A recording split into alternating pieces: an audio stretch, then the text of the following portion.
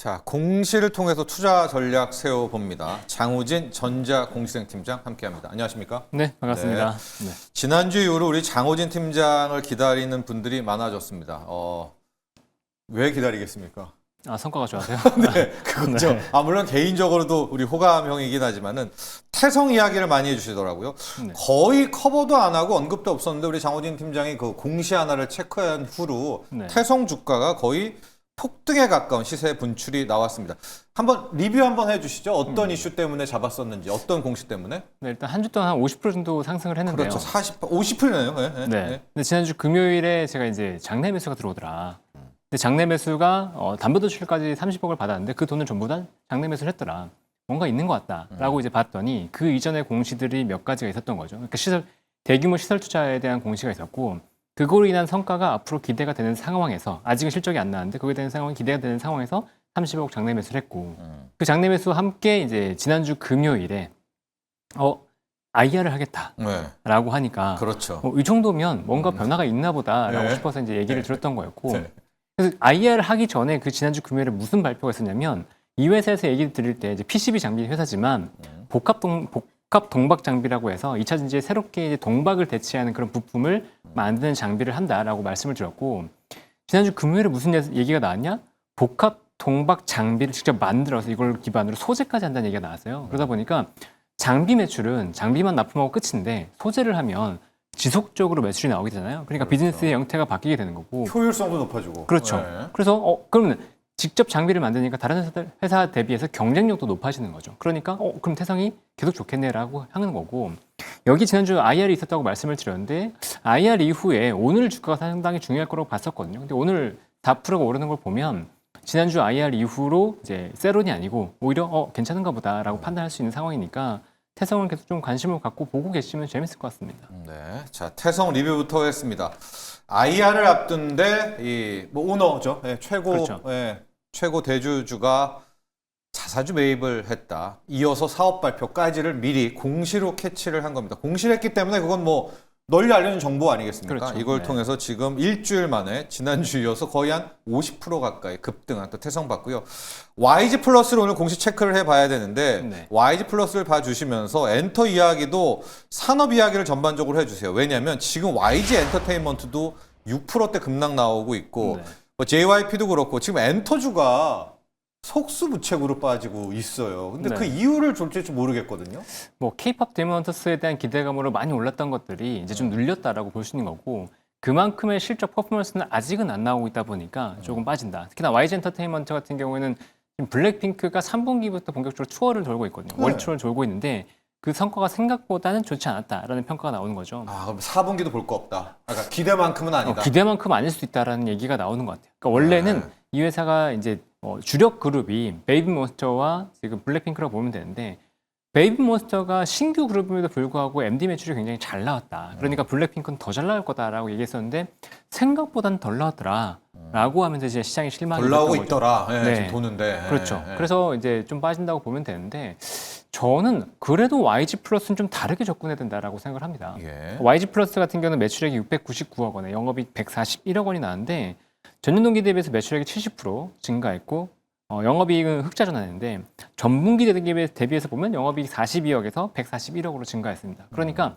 굉장히 드라마틱한 실적의 성장을 보인 거죠. 물론 블랙핑크의 MD 매출이 전체 눈높이 대비해서는 낮아졌다고 하더라도 YG 플러스의 입장에서 봤을 때는 굉장히 좋은 실적이 나온 건 맞다라고 이제 확인할 수 있는 거고 여기에 더해서 이제 볼 수 있는 건 뭐냐면 YG 플러스가 앞으로 실적이 어떻게 될 거냐. 네. 이게 굉장히 중요할 그렇죠. 거잖아요. 근데 YG 플러스는 뭐 지금 블랙핑크의 투어가 1월까지 예정되어 있습니다. 그러니까 1월까지는 MD 매출이 굉장히 좋을 수밖에 없는 상황이고 여기에 4분기부터 10월부터죠. 10월부터 트레저라고 하는 남성 아이돌 그룹이 월드 투어를 시작했어요.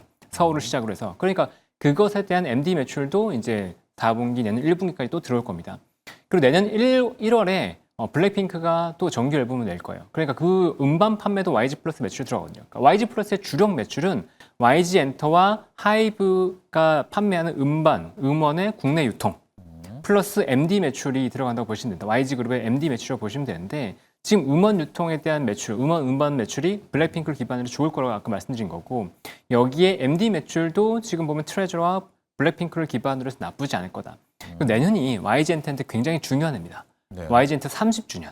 그리고 빅뱅 데뷔 20주년입니다. 네. 물론 빅뱅이 네. 탈퇴를 하긴 했지만 네. 빅뱅 재건을 해서 블랙핑크처럼 투어를 돌 거라고 예상을 하고 있거든요. 그러면 빅뱅이 그 글로벌 월드 투어를 돈다고 했을 때 당연히 MD 매출은 또 YG 플러스로 잡히는 거라서 근데 도는 건 맞습니까? 빅뱅도 월드 투어를? 지금 거의 유력하다고 보고 거의 있습니다. 유력해요. 네. 만약에 그게 그룹이 합쳐져서 빅뱅 이름으로 돌아야 된다고 한다면 YG 엔터랑 같이 할 수밖에 없거든요. 그렇죠. 네, 그러니까 빅뱅 투어가 지금 있을 거라고 예상을 하고 있고 그걸 통해서 YG 플러스의 실적도 당연히 개선이 될 거다. 그렇게 치면 YG 엔터나 뭐 SM이나 이런 기업들은 지금 밸류가 높습니다. 밸류가 뭐 PER 기준으로 해서 25배, 30배 이렇게 된다고 보면 YG 플러스는 지금의 실적으로 봤을 때 내년 기준 PER은 뭐 10배 초반 이렇게까지 떨어지는 상황이고 만약에 이 MD 매출에 대한 기대감 때문에 지금 주가가 올라가 있었다. 이렇게 본다면 YG 플러스에 대한 얘기를 지금 안 할 거예요. 그런데 주가는 이미 많이 빠진 상태에서 생각보다 낮은 MD 매출이 나왔다. 이것 때문에 실망해서 추가로 빠질 상황은 아니라고 보고 있거든요. 예. 그런데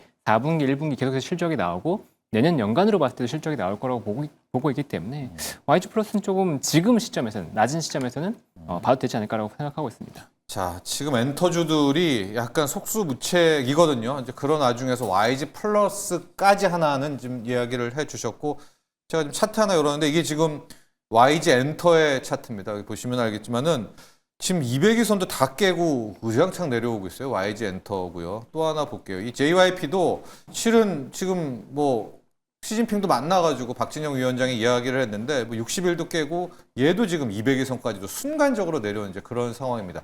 엔터주들도 조금 더 보아주시는데 그 와중에 YG 플러스에 대한 부분은 조금 더 재료는 있다라는 거 체크를 해주시고 한국 타이어 테크놀로지 공시로 보도록 하겠습니다. 제 작전주였었기도 했고요. 타이어의 또 픽이기도 한 건데 한국 타이어 테크놀로지에 주목할 포인트는 뭘까요? 일단 실적이 발표가 되는데 네. 매출액이 5조 4천억 정도의 영업이익이 5,860억 원이 나왔습니다. 이게 컨센서스를 영업이익 기준으로 43%를 상회한 건데 이게 굉장히 중요합니다. 당연히 타이어 회사고 이 회사의 주력 자회사가 한원 시스템인데 일단 한원 시스템부터 잠깐 말씀을 드리면 네. 이 회사를 인수한 것 때문에 한국 타이어 주가가 많이 빠졌습니다. 네. 왜 굳이 인수했냐? 그리고 적자를 봤던 상황이었기 때문에 인수에 대한 효과를 모르겠다라고 했었는데 지금 턴어라운드 했거든요. 그러니까 적어도 한원 시스템에 대한 리스크는 빠진 상태라고 보면 이제 한국 타이어의 기본 체력으로 볼 수 있는 상황이었던 거죠. 그런데 영업이익률 개선을 굉장히 주목해서 봐야 되는데 2분기에 영업이익률이 6.6%까지 떨어졌고 지금 3분기에 10.8%로 올라왔습니다. 이게 무슨 차이냐? 6.6%로 빠졌을 때 우리가 우려했던 부분이 관세였습니다. 그래서 네. 한국 타이어도 실제 관세에 영향이 있었고 원가가 올라가면서 실적이 안 좋았다고 얘기했었는데 이거를 3분기에 한 분기 만에 지금 극복한 거예요. 그래서 그러니까요. 네, 회사가 뭐라고 하고 있냐면 관세 영향이 전체 매출 1%밖에 되지 않고 지금 우리가 관세를 대비해서 판가를 올렸다. 그리고 추가적으로 판가를 올릴 수 있는 상황이라고 얘기하고 있는 거죠. 그러니까 가격에 대한 경쟁력이 지금 한국 타이어 쪽에 있다라고 볼 수 있는 거예요. 그러면 앞으로의 실적도 관세 영향은 지금 없는 상태에서 앞으로의 실적도 좋아질 수 있겠네. 그리고 타이어는 아시겠지만 지금 메인 포인트 같은 경우에는 고인치 타이어. 네, 이런 것들에 대한 수요가 늘어나니까 지금 판가가 높은 타이어거든요. 고인치라고 하는 건 큰 타이어니까. 네. 그리고 전기차 타이어 같은 경우에도 훨씬 더 판가가 높은데 이런 판가 높은 타이어의 비중은 계속해서 상승할 수밖에 없습니다. 여기에 추가로 관세 영향을 또 제한하는 건 뭐냐면 테네시 공장이 지금 550만 개 정도 캐파를 갖고 있는데 이걸 1200만 개로 늘리는 작업을 진행 중에 있습니다. 그러면 다 미국에서 만들 수 있는 거 아니에요? 1200만 개면? 그렇죠. 그러니까 그렇죠. 관세에 대한 영향이 굉장히 제한적이게 되는 거죠. 예. 그러니까 전반적으로 봤을 때 한국 타이어는 캐파 7% 정도 증설 플러스 실적이 좋아지고 있고 관세 영향은 없다. 그리고 저 PBR과 저 PER이라는 거죠. 그러니까 PER 5배 정도에 PBR 0.5배니까 뭐 여기에 배당까지 늘린다고 했다고 보면 한국 타이어 테크놀로지는 관심을 가져야 되겠네라는 거고 여기에 짝꿍이 하나 있습니다. 네. 네, 짝꿍이 모델 솔루션이라고 한국 타이어 테크놀로지의 자회사인데 네. 이 모델 솔루션이 로봇 회사거든요. 근데 한국 타이어 테크놀로지 주가가 안 좋다 보니까 로봇 갈 때 이 회사가 전혀 관심을 못 받았어요. 근데 한국 타이어 테크놀로지 실적이 딱 좋아지니까 이 회사도 같이 관심을 받고 있는데 한번 같이 공부해 보시면 재밌을 것 같습니다. 예. 자, 한국 타이어 앤 테크놀로지 부분들 관세에 대한 악재가 거의 없었답니다. 테네시 공장에서 일단 많이 생산하는 데다가 여기에 캐파 증설 이슈도 있다는 점들 체크해 주시기 바랍니다. 자, 장호진 전자공시생 팀장과 함께했습니다. 오늘 감사합니다. 네, 감사합니다.